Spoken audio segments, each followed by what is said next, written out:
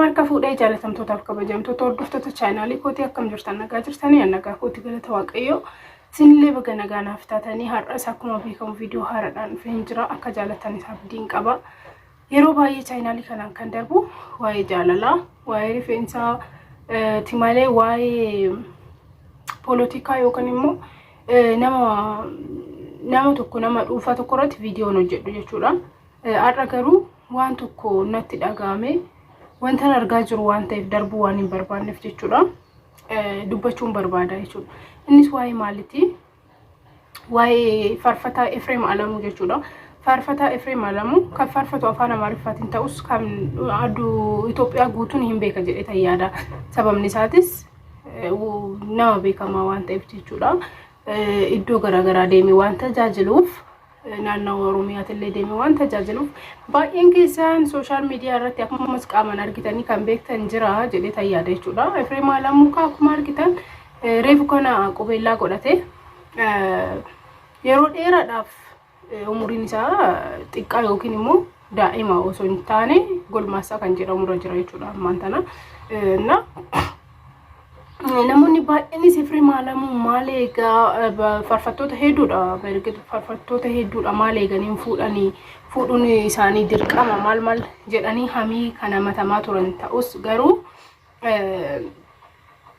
isaan keessa jechuudha warra maaliif hin fuune jechuun amma fakkeenyaaf akka macaafa qulqulluutitti namni tokko qofaa jiraachuun isaa yookaan immoo qofummaan sirrii akka hin taane amanama jechuudha. Akka macaafa qulqulluutitti namni kamiyyuu fuudhuu yookiin heerumuu qaba jedhameeti kan yaadamu. Kanaafuu sababa saniif inni immoo tajaajila waan ta'eef fuudhuu qaba jedhanii namoonni baay'een waan isaa kaasaan nan beeka. Baay'een keessan kan beektan ta'uu danda'a jechuudha. Innis qubeellaa godhatee jira. Qubeellaan isaa inni godhate immoo lammii Itoophiyaa taate Jarman keessatti kan guddatte jechuudha. Jarman keessatti kan guddatte dhalattee guddatte yoo ta'u jireenyi isaanii akkuma warra Jarmaniitti jiraatti jechuudha. Isin galee miti yeroo baay'ee biyya keenyatti kan barame uffata dheeraa uffachuu, naxalaa uffachuu, wanta adda addaa uffachuudha. Isaan immoo gara biyya alaa yoo deemne immoo normaalidha isaanii qumxaa uffachuun normaalidha isaanii paantiidhaan nama dura deemuun normaalidha isaanii nafa isaanii mul'isaa deemuun normaalidha. Isin galee miti tokkoffaa irratti waaqayyoon biratti qulqulluu ta'anii kan argaman uffataan jedhee yaadu akka gama kiyyaatti jechuudha. Namni tokko lapheen isaa qulqulluu yoo ta'e waaqayyo walitti dhufeenya inni qabu fi waaqayyo waliin qabu. Namni tokko amma fakkeenyaaf namni tokko afaan safuu ta'e yoo haasa'u baay'ee keessanitti kan fakkaatu waan waaqayyoon hin beekne namni sun gonkumayyuu waaqayyoon hin sodaanne isinitti fakkaachuu danda'a. Garuu no akkasii miti jechuun amma waan fee odeessaayyuu waan fee jedhaa malee walitti dhufeenya namni sunii fi waaqayyo wajjin hin qabu waan beeknu hin qabnu jechuudha. Isin galee miti baay'een keenya namoonni yeroo biyya irratti yookiin addunyaa kana irratti waan tokko raawwatan dafnee itti murteessuudhaaf fiigna hundumti keenya yoo jechuudha. Faarfataa kana amma samoonii kana yookiin torbee kana waqqafamaa jira guyyaa 3 moo 4 ta'ee jira erga qubeellaa godhateeti akkamitti 66 lakkoofsatti irratti barraaf koomentii irratti namoota baay'eedha kan jedhamaa jiran jechuudha. Kan ammoo kan jedhu jechuudha warra hordoftoota amantaa ortodoksii akkasumas immoo amantaa protestaantii hundumaa keessan jechuudha warra musliimatiin ala jechuudha.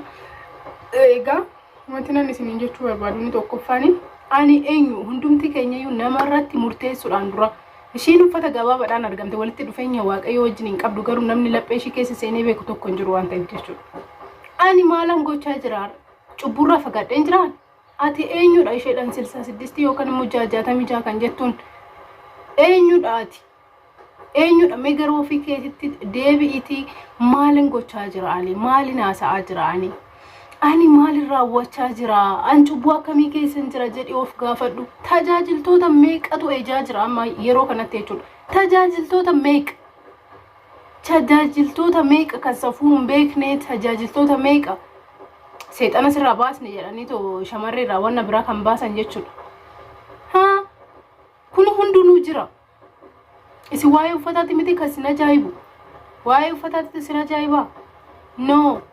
Uffataan miti namni kamiyyuu jechuudha. Naxalaa mammaratteedhaaf mataa keetti shashaffanatteedhaaf mootummaa waaqayyoon dhaaltu.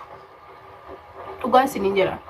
namni tokko waaqayyoon kan argatu yoo lapheen isaa qulqulluu ta'e qofaadha yoo karaa waaqayyoo irra jedhe irra deemu duwwaadha jechuudha maal fayyada mana xalaa takkaan namni to cuboo hojjechaa ooluun guyyaa guutuu maal fayyada faayidaa maalii qaba keessatti warri ortodoksii dhiifama godha kanallee yeroo darbe yeroo xinqataa tiktok irratti dubbadheen ture baay'een keessan hordoftoonni amantaa ortodoksii jechuudha baay'een keessan naxalaatti amantu dhugaa isiniin jedhan naxalaatti amantu baay'een keessan taabota baastanii gaafsan asfaaltii irraan ture taabota baastanii kaatanii hoteelli jechuudha hoteelli dhiiraaf durbaan guutuudha taabota erga bahee booda gaafa xinqataa taabonni erga bahee booda hoteelli guutuudha asfaaltii irraa hoteelli tokko gara itti seentan qabdan kuni maalidha caffaraa beetii mana caffaraa deeman mana hoteelaa nyaachuu dhuguu sakkaruu caffaruudha kan deemamu nyoo kanaan galtaa dura taabota waan baasteef naxalaa uffattee waan waaqayyo mootummaa waaqayyo dhaaltusitti fakkaataati warri ortodoksii yeroo dhuftee too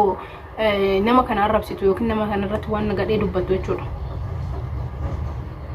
dhugaa isinitti fakkaatee rabbi ani nama tokko maa akkatti dubbataa yookiin maa akkanatti uffata maa akkanatti nyaata jechuudhaaf ofii kiyyaa dura qulqulluu ta'uun qaba addunyaa kanarratti immoo namni qulqulluu ta'e hin jiru kiristoosiin duwwaadha qulqulluun isa bichaadha kan namarratti murteessuu danda'u isa bichaadha waa namatti dubbachuu danda'u isa bichaadha yoo loles yoo hojii keenyatti gammadees hojii keenyatti muufates kan waa nu godhuu danda'u malee isinii oduma dubbattanii somaan gootanii eenyudha immoo isin kan dubbattanii waa'ee kana eenyudha isin anaaf isinii guyyaa guutuu cubbuu hojjechaa oolla guyyaa guutuu cubbuurra oolla guyyaa guutuu anaaf isinirra waan eegamsanitti fakkaata dubbiin akkasii dhuguma እና ባይን keessan immoo jechuudha baay'een keessan ኮሜንት irratti qofa argitanii jechuudha ኮሜንት irratti namni tokko arrabsaa yoo jiraate jala deemtanii tommoo ofii keessanitti daatan I'm sorry for you guys dhugaasini jedha rabbi kanaan hunduma keessanii miti kan jechaa jiru garuu ammi ta'e tokko jechuudha sammuu keessan akka hojjechiifatan isinitti mu barbaada maal dhaseetan nu yaani anaaf isin jechuun nama cubbuu guyyaatti cubbuu keessatti tacamaalallaqaa oolu nama gaaf tokko qulqullaa'een beeknedha nu hundumti keenya eenyudha ati akka waaqayyoon jaalatutu kan jiraattu dhugumaan dubbachuudhaaf eenyudha waaqayyo waan jaalatu gochaa kan ooltu anaaf si yeroo hundumaa wal beekna guys wanta wal sobnu hin qabnu isin cubbuu hojjetan anis cubbuun hojjedha namni addunyaa kanarra jiru hundumti cubbuu hojjeta kanaafuu ati eenyudha koomentii irratti 66 jettee kan barreessitu surree uffata isheetii fi surree ciccita walitti kan post gootu eenyudha isin kan nama arrabsitan guys maaliif gara mataa keenyatti hin deebiin dhugaan isiniin jedhaan arab wayyoo isiniifu warra koomentii barreessuuf wayyoo sababni isaatis ati eenyuyyuu miti ati nama taraa